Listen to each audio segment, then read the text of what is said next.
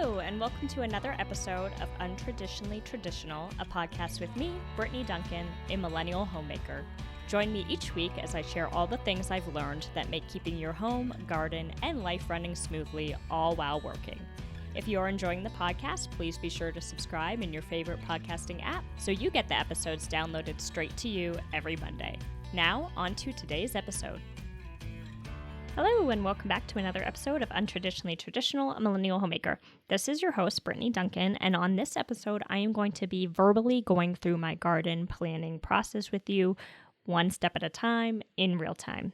Before I get into that, let me share 3 favorite things of the week, which I'm going to make a fun gardening series because your girl loves a theme. Seeds. I have loved growing from seeds, and personally, I get all of my seeds from Snake River Seed Cooperative here in Boise, Idaho. I'll link their website in the show notes, but I love their seeds because their varieties are incredible, as are their germination rates, but there is also a huge benefit, in my opinion, to buying seeds that come from your zone and are already regionally adapted. A tomato grown in Florida is not the same as a tomato grown in Idaho, and because of that, I want my seeds to be from plants that are regionally alike to where I am. Number 2, overalls. I have a pair of jean overalls from Old Navy, and these babies have been through it with me. They are my work pants, summer or winter. If I have an outdoor project, the overalls come out. It's my uniform, and just putting them on makes me feel ready to get down and dirty on a project and garden ready. 3, Google Sheets. We'll talk about garden spreadsheets more, but I want you to hear in this episode how important my spreadsheet is to my planning process and success. I wrote a blog post about a year ago about setting up the spreadsheet and how to use it, and so that'll be linked in the show notes, but we're going to talk about it more in this episode. So let's get into it. There's so many different ways that you could start your garden planning process. You could grab your seed catalogs and highlighter and order everything that looks amazing. You could go to the garden center a few months from now and get starter plants. You could write down and document what you want to grow, but I like to think of gardening like baking a cake. Before you can start buying your ingredients or planning how to decorate, you need to decide how many people you want it to serve first. Or, in our case, we need to ask ourselves, how much garden space do I have? And I encourage you to take it a step further. How much shaded space, how much partial sun space, and how much full sun space do I have? Personally, I have 4 partially shaded beds that get about 6 hours of sunlight and 3 full sun beds. My beds each offer about 15 square feet. This gives me 60 square feet for partially shaded plants and 45 square feet for full sun plants. There's this great book I have called The Square Foot Gardening Method by Mel Bartholomew, and in the back of the book, there's this guide that tells you per plant how many you can put in a square foot. For example, according to Mel, you can plant 4 bok choy in a square foot, 16 carrots in a square foot, 2 cucumbers in a square foot, 1 kale in a square foot, and on and on. The guide helps you to avoid overplanting, but what I've learned from my friend and garden idol Katie Batazzo of Front Yard Fresh, is that a layered approach to raised bed gardening works really well, and it's also beautiful.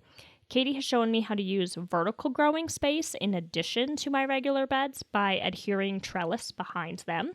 She's also shown me that you can tuck small plants that like shade, such as cilantro or dill, underneath larger plants in your same square foot box.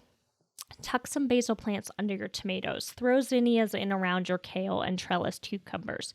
While overplanting of a variety is a concern, you can mix plants quite well within reason. Okay, now that you have an idea of how much space you have to work with in square feet, the fun part happens. This is where you start to write down all the varieties you want to grow. Personally, each year I plant a garden, I make a spreadsheet of what varieties I planted, where I planted them, how they did, and this makes deciding what I want to grow the next year a lot easier. My first year at our home, I planted way too many cucumber plants. I could not give them away fast enough. I also planted runner beans, and while they grew well, I learned that, in fact, not a big fan of runner beans. So just because something grows well doesn't mean that you should grow it. I encourage you to grow things that you enjoy and are worth the cost of the time and money and water to grow them. Things that are expensive at the store that you only buy when they're on sale, maybe, or things that make you smile and bring joy to your kitchen and home. I want us to get out of this box that we put ourselves in where we grow what we think is typical to be grown in a garden. That it just doesn't make sense. Carrots are a lot of work to grow and not that expensive to buy. So unless you really love carrots and want to grow your own, don't feel like you have to grow carrots.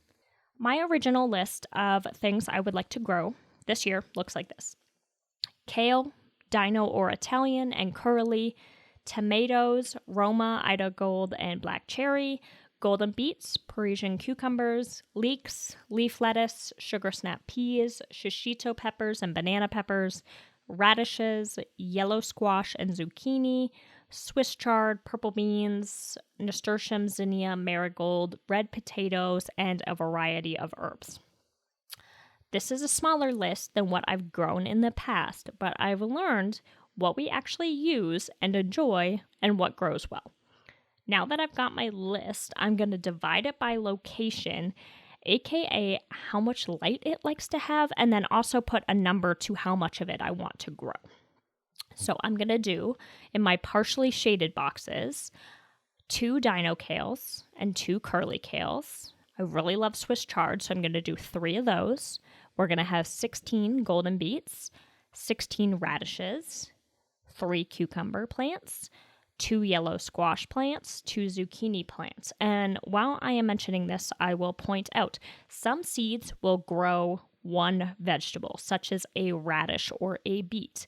But then you have plants that will grow lots of vegetables on them, such as squash or zucchini, or recurring plants like kale and Swiss chard, where you cut off leaves and it keeps growing. So that's important to know when you are deciding how many plants and seeds you want to grow.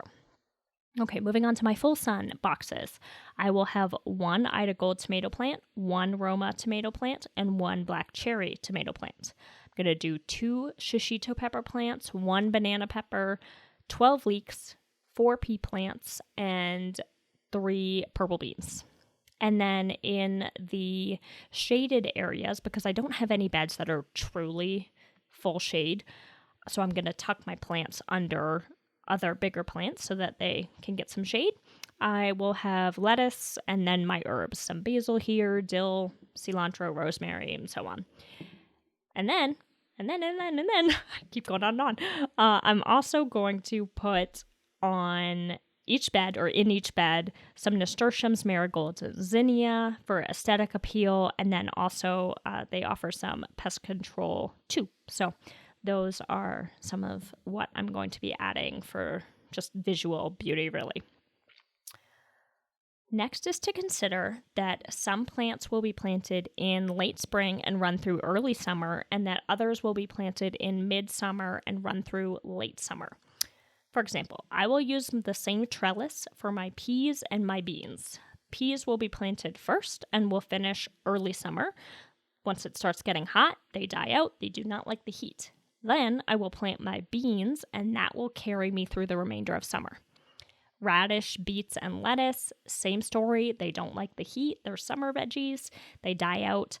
But then tomatoes, peppers, cucumbers, and the summer squash varieties thrive in heat. They like it hot. Next, you're going to decide what you want to grow from seed versus buy as a starter plant.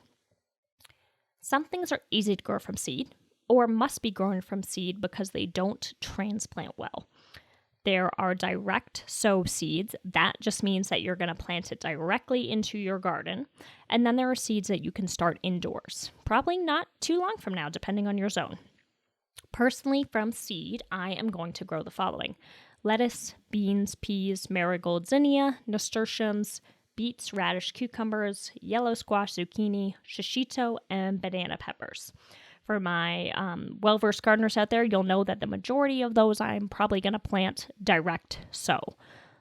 There are a few that I will be starting indoors. So that's the next step that you're going to decide is what do I want to try and start indoors with grow lights, and then what am I just going to plant directly into the garden. For my starts, there is a lady in my neighborhood that sells beautiful tomato plants, and so I like to get my starts from her.